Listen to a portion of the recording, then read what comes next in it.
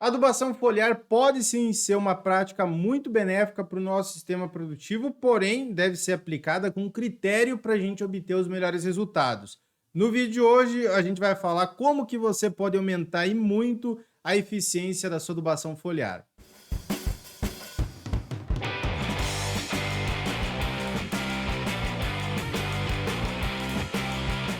Sejam todos muito bem-vindos a mais um vídeo aqui do canal. Já lembrando para você deixar o like, se inscrever, toda aquela coisa, eu sempre peço, mas é importante, então já deixa aí como pagamento do vídeo de hoje o seu likezinho, beleza?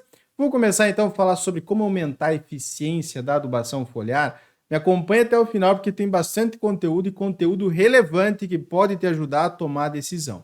Então vamos lá.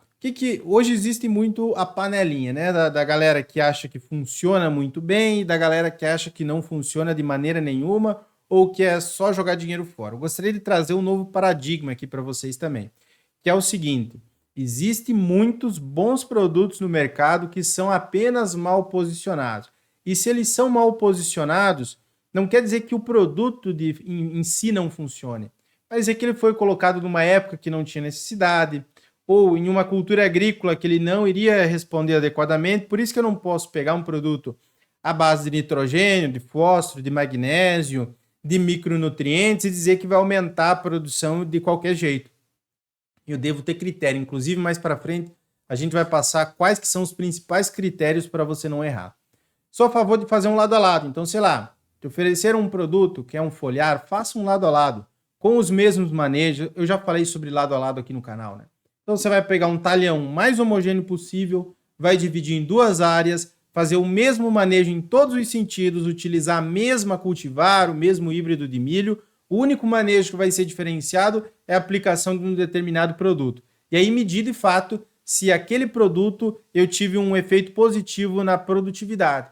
Não só na produtividade, eu posso utilizar um foliar também para melhorar o aspecto da planta, né? Algumas folhosas, por exemplo, o aspecto para comercialização é muito importante, que pode ser algo que nós utilizamos alguns desses produtos.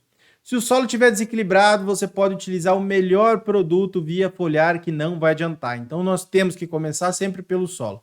Eu sempre falo e sempre vou repetir: o solo é a fundação da nossa lavoura. Um solo bem equilibrado, um solo com os nutrientes na quantidade adequada, eu vou conseguir ter um melhor resultado também. É possível complementar com a análise foliar. Então, uma coisa que eu sempre falo: análise de solo, estratégia de adubação, ou o agricultor ele faz sua própria estratégia de adubação com base em critérios técnicos, né? Ou ele contrata um engenheiro agrônomo para fazer esse serviço para ele.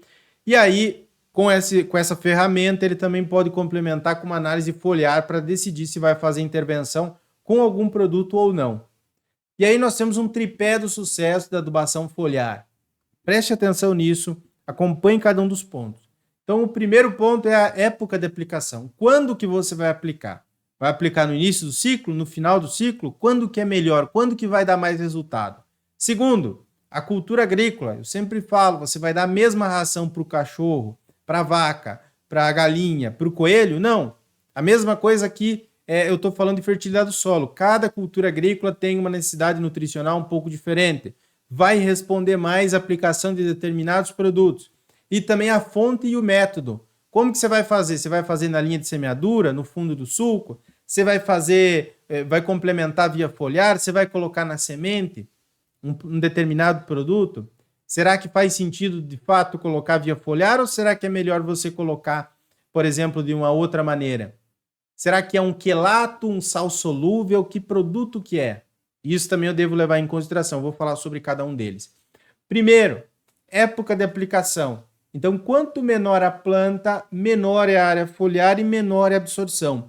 Porém, tem alguns elementos, né, que o ideal é eu aplicar mais cedo. Aqui estou tratando especificamente de alguns micronutrientes para a cultura do milho. Então, veja que o zinco é indicado ali na faixa de V4 até V8, de 4 a 8 folhas verdadeiras. Em alguns casos, eu posso recomendar também o parcelamento desse zinco. Uma parte em V4 e uma parte em V8, junto com algum outro produto que você vai estar utilizando. Seja um inseticida, seja um herbicida também, pode ser colocado, desde que haja compatibilidade com esse material. Molibdênio também V4 a V8. principalmente molibdênio, para altas produtividades de milho, ele acaba sendo um elemento interessante. O cobre também, V6 e V7 é a época mais recomendada. O manganês, V6 a V7, mas eu posso também trazer ali para aplicação junto com o zinco. E o boro, então, é principalmente em pré-pendoamento, em VT. Quando da última entrada do trator, quando eu estou trabalhando com barra de pulverização, sei lá, da entrada até V10, até com 10 folhas verdadeiras. Então, eu vou entrar ali em V10 com boro. O ideal seria em pré-pendoamento, porque o boro tem toda uma função. Ele tem uma baixa mobilidade dentro da planta, né, e ele tem toda uma função no período reprodutivo, formação do tubo polínico, etc. Então, por isso que eu coloco a pulverização com produto via foliar de boro mais para frente e não mais cedo. Porém, eu devo levar em consideração essa questão da área foliar também. Para algumas culturas, eu devo ter área foliar para conseguir absorver aquele nutriente. Se está o caso de uma outra cultura, o tomate. Tomate eu posso aplicar boro, cálcio e zinco via foliar próximo do florescimento. Então, logo depois que eu tenho a muda pequena lá, que ela está se desenvolvendo, não faz tanto sentido aplicar um produto foliar, porque a planta não está precisando muito ainda daquele nutriente. Quando chega próximo do período reprodutivo do tomate, próximo do florescimento, eu vou ter uma alta absorção de nutrientes por parte da planta do solo, só que eu posso, principalmente para altíssimas produtividades, e o tomate ele pode produzir 100 toneladas por hectare, até mais do que isso, então seria interessante, por essa alta absorção, complementar também com alguns outros produtos.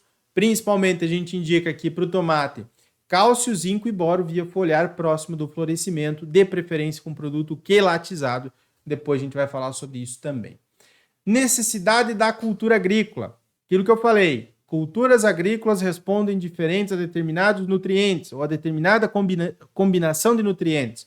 Algumas são mais sensíveis a determinados micronutrientes, como é o caso do zinco e do boro, então eu posso fazer pulverização também. Em determinadas situações pode ser necessária uma adubação preventiva via foliar. Olha só, preste atenção aqui, galera. Então, como vocês sabem, o excesso de um nutriente pode inibir a absorção de outro.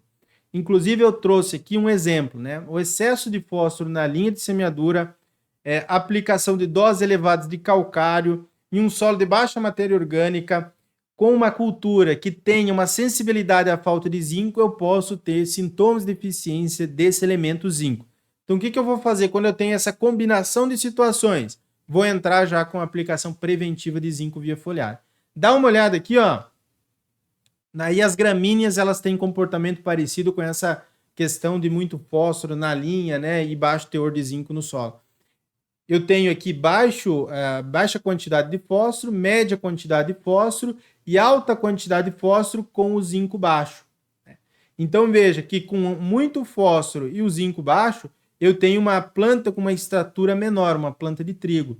Já o sentido contrário, quando eu tenho zinco adequado e eu tenho bastante fósforo também, o desenvolvimento da planta é potencializado. Porém, aquela coisa, zinco baixo no solo, baixo teor ali, sei lá, meio miligrama, né, 0,7, 0,8 miligrama, e eu vou colocar muito fósforo, nesse caso aqui, dá uma olhada como que diminuiu a estatura de planta em comparação com baixo nível de fósforo na linha de semeadura. Diminuiu de uma maneira significativa. Quando eu tenho essa situação e na hora que eu vou fazer uma recomendação, eu já penso, qual cultura eu estou trabalhando? A cultura do milho. Tem um bom potencial produtivo aqui. Eu vou ter que colocar 100, 120 quilos de P2O5 na linha, então eu já coloco lá uma adubação preventiva com o zinco também. Beleza? Fontes e métodos. Qual produto você vai utilizar? É um sal solúvel? É uma suspensão concentrada? É um quelato, por exemplo? Qual produto? Dá uma olhada nessa pesquisa que é muito interessante, eu mostrei para vocês já em algumas lives, que é com relação a fontes de magnésio, via foliar, aplicado via foliar. Nós temos 10 tratamentos, na verdade, que é o quelato de magnésio, o sulfato de magnésio e o nitrato de magnésio. As doses aqui, 5% no quelato de magnésio, 8% no sulfato e 8% também no nitrato. Tem as doses de magnésio que foi aplicado por hectare, então 200 gramas por hectare, 100 gramas por hectare e também quando que foi aplicado. Na cultura da soja. Veja que se eu apliquei, vamos pegar um caso aqui, né? T7 e T8 para a gente entender. T7 é nitrato de magnésio, 8%, foi aplicado 200 gramas por hectare em V4. T8, mesmo nitrato de magnésio, a mesma dose de magnésio por hectare, tá? Mesma dose do produto comercial, só que o que mudou aqui, a única coisa que mudou é que no T7 eu apliquei em V4 e no T8 eu apliquei em R1, no reprodutivo, no início do reprodutivo da cultura da soja. Agora, com relação à produtividade, dá uma olhada. T8, a produtividade foi de 80 sacos por hectare. T7 foi de 70 sacos por hectare. Veja que aqui não é uma recomendação de aplicação de magnésio. Esse trabalho apontou que o magnésio aplicado na fonte nitrato de magnésio para a cultura da soja, em R1, eu tive ali 80 sacos por hectare. Né? Comparação com a testemunha, que não foi aplicado nada, a testemunha, por exemplo, produziu 68 sacos por hectare. Quando eu vou comparar a testemunha com o T7, 2 sacos a mais, eu tive 2 sacos a mais em T7, quer dizer que não houve, inclusive a letra C aqui e C também da testemunha, não houve efeito positivo. Então eu utilizei o nitrato, utilizei uma dose adequada, porém no momento inadequado. Tá vendo isso? No momento inadequado não deu resultado nenhum. Agora, quando eu coloquei uma fonte adequada, na cultura responsiva, na época certa, aí eu tive efeito positivo. Agora, vamos imaginar que você utilize fonte correta, que você utilize o produto também mais adequado, na época adequada, porém o teu solo está desequilibrado. Sei lá, você tem muito magnésio, aliás, você tem muito alumínio no teu solo, você tem um pH baixo, teu solo está desequilibrado, tem pouco fósforo, tem pouco potássio, aí a chance também de você não ter um efeito positivo é maior. Então, por isso que nós devemos levar em consideração esses fatores aqui. Que a gente está mostrando também o método de aplicação. Você pode, por exemplo, colocar um produto a lanço. Né? Você pode fazer uma pulverização. Vou citar um exemplo aqui. Né? O boro. O boro eu posso colocar tanto no pendoamento da minha cultura, sei lá, no milho, por exemplo. Próximo do reprodutivo, vamos colocar assim para padronizar, né? Boro próximo do reprodutivo, que é quando a planta está precisando mais daquele nutriente e ele tem uma baixa mobilidade dentro da planta. Preste atenção aqui, o boro, ó. Ele tem dentro da planta, ele tem baixa mobilidade. Agora, no solo, ele é um elemento móvel. Ele está na forma aniônica. Então, ele tem inclusive, ele pode ser lixiviado com certa facilidade. Então, o que quer dizer isso do ponto de vista de manejo? O boro eu posso, inclusive, aplicar em cobertura. Um manejo muito comum para boro é o quê? Você vai plantar, por exemplo, e você vai fazer dessecação. Você pode pegar um produto à base de boro, misturar na cauda de pulverização e aplicar em cobertura sem problema nenhum.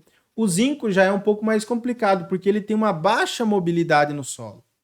Uma baixa mobilidade do solo e uma baixa mobilidade dentro da planta. Então, a decisão de manejo, se eu quiser complementar com zinco com boro, é essa. O boro eu posso aplicar em cobertura ou posso aplicar, como eu falei, um produto solúvel em água dissolvido na cauda de pulverização para aplicar no solo. Eu posso também posicionar esse boro mais para frente, ali próximo do reprodutivo, que é quando a planta está precisando em maior quantidade. Né? E o zinco aqui, principalmente, ou eu posso colocar misturado com o meu formulado na linha de semeadura, isso é bastante comum, sei lá, misturar um produto ali à base de zinco na linha, né, para você aplicar, ou no fundo do sulco, ou no fundo da cova, com um produto, por exemplo, uma frita, é muito comum, né, um FTBR12, um FTBR10, e também eu posso estar aplicando esse zinco ali diluído em água via foliar mais para frente. Então, esses que são alguns posicionamentos. Boas práticas aqui. Utilização de adjuvantes junto com os produtos via foliares é muito bom. Aí nós temos, por exemplo, o espalhante, o anti-espuma, o que vai regular o pH, você vai ter umectantes, você vai ter uma série de adjuvantes, né, que vão melhorar a qualidade dessa cauda e que vão favorecer também a absorção dos nutrientes que são aplicados via foliar, que vão quebrar a tensão superficial da água, etc, etc, etc. É interessante utilizar esses adjuvantes também para melhoria de cauda. Ver a previsão do tempo antes de aplicar, então nós temos um período que esse produto, essa solução com o nutriente deve ficar sobre a folha. Eu já gravei alguns outros vídeos aqui no canal falando especificamente sobre a fisiologia da absorção, então você pode entrar aqui no canal depois dar uma olhada também nesses vídeos. Eu devo ter um período, alguns nutrientes são absorvidos numa velocidade muito rápida, como é o caso do nitrogênio, alguns outros, o caso do ferro, pode demorar aí de 10 a 15 dias para se absorver, né? O ferro é um pouco mais difícil fazer uma aplicação via foliar, mas alguns elementos vai demorar 2 a 3 dias para que haja absorção completa. Então eu devo também ficar de olho aí na previsão do tempo e nas boas condições também de pulverização. A compatibilidade de produtos quando utilizado em mistura. Se é um sal solúvel, eu posso ter mais problema com incompatibilidade. Se é um quelato, eu tenho menos tendência de ter menos problemas com incompatibilidade, mas eu posso ter alguma, mas é pouca. Tá? Então você deve ver o que você vai misturar, se dá para misturar ou não. Tá? E também ter dados. O que é isso? A área que você vai aplicar, cultura agrícola e o manejo. E aí você consegue saber se aquilo que você tomou decisão e que você fez na área deu resultado ou não. E aí no próximo ano você tem maior confiança do manejo. Seja um manejo com um exemplo que eu dei para vocês, com o magnésio, né, na cultura da soja, ou magnésio na cultura do milho, também tem efeitos positivos, a gente tem testado e tem funcionado. Micronutrientes para situações específicas, para complementação, para culturas de alta exigência nutricional, também tem funcionado muito bem, mas quando você tem dados de produtividade, fica muito mais assertivo e fica muito mais fácil também essa tomar decisão nos próximos anos e também esses ajustes de manejo. Beleza, pessoal? Se você precisar da nossa consultoria personalizada, que a gente faça um laudo de adubação aí para a sua área com relação aos nutrientes, com relação aos adubos, fertilizantes, corretivos, aqui abaixo tem um link, é só você clicar e nos chamar no WhatsApp. No mais era isso, um forte abraço, fique com Deus, até o nosso próximo vídeo e tchau! Obrigado por assistir o vídeo até o final. Além de curtir, comentar e compartilhar, conheça os nossos cursos profissionais e a nossa consultoria agrícola individual. Para saber mais, é só clicar nos links disponíveis na descrição.